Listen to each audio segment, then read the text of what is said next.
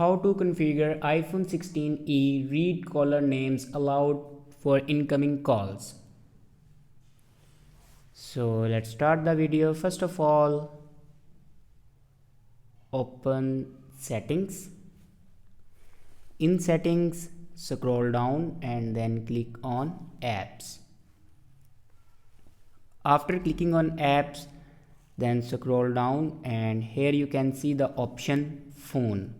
Now click on phone and then click on announce calls. Now here you can select a settings.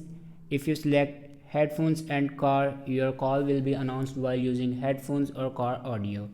And if you can select headphones only, your call will be announced while using your headphones. And if you select never, your call will never be announced. And if you select always, your call always announced. So this is the way to configure iPhone 16e to read caller name aloud for incoming calls. I hope this video is helpful for you. Thanks for watching.